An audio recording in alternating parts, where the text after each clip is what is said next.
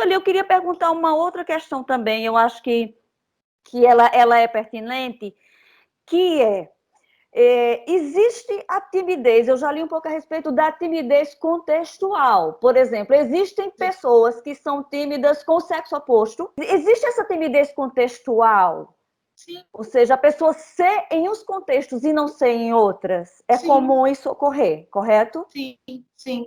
É semelhante a esse exemplo que eu dei sobre a questão da autoridade. Eu melhorei muito de uns anos para cá. Medo de professor, não na faculdade, né? Na faculdade já é outra história. Eu não sei, a gente muda a cabeça, não sei.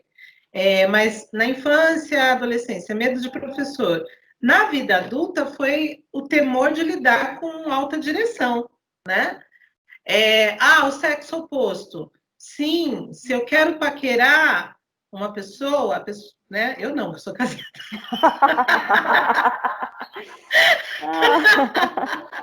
Mas assim, um exemplo, a pessoa quer separar, quer paquerar, ela não tem coragem, mas, poxa, mas no mais eu não tenho timidez. Por que eu me sinto tímido para lidar com os rapazes? Por que eu me sinto tímido para lidar com as moças? Eu me interesso por alguém. Porque dói ser rejeitado. Então, a timidez também tem a ver com rejeição. Quando a gente fala da timidez contextual, tem a ver com a rejeição, né?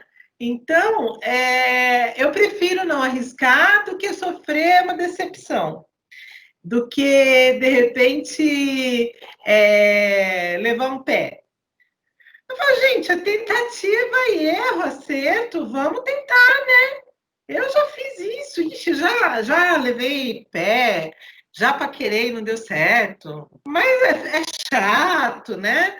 Mas, assim, às vezes a outra pessoa está pensando exatamente a mesma coisa que você, e você perdeu a oportunidade.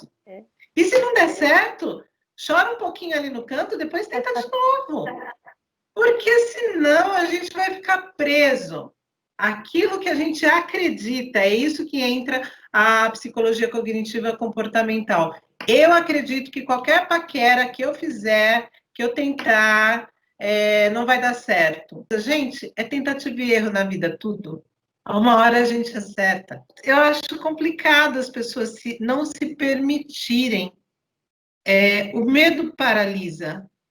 É natural. A gente tem que se preservar, mas às vezes a gente tem que dar a cara a tapa, porque senão a gente vai viver só como uma reserva. Sabe aquela reserva de mata que ninguém pode chegar perto, ninguém pode ver, ninguém pode desfrutar? Eu não quero isso para minha vida. Entende? Eu acho que o introvertido ele tem que, nessa intensidade de dentro, porque a nossa intensidade está aqui dentro, a gente tem que viver e tem que viver bem. É por isso que eu gosto de ir lá no grupo e ficar dando pitaco na colocação das pessoas. Às vezes eu acho que eu sou até um pouco inconveniente.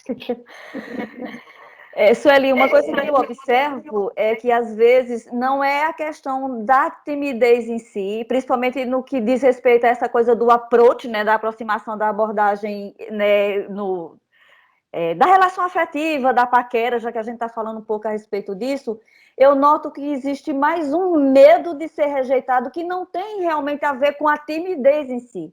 É uma dificuldade mais em lidar com a rejeição, em receber um não, em se decepcionar, muito mais do que uma timidez. Mas isso aqui é tema para a gente discutir. A gente vai ter um vídeo, né? A gente vai fazer um vídeo só para isso, porque isso é algo que eu observo que, assim, nas falas das pessoas, a gente vê claramente onde é que existe alguma timidez, alguma ansiedade mais difícil, mas a gente nota que a maioria, eles têm medo realmente de serem rejeitados, e não... Mas é como você disse, a gente tem que experimentar, experienciar, receber um monte de não, porque, no mínimo, isso vai nos dar uma grande experiência e a gente vai acabar se acostumando, não é, Sueli?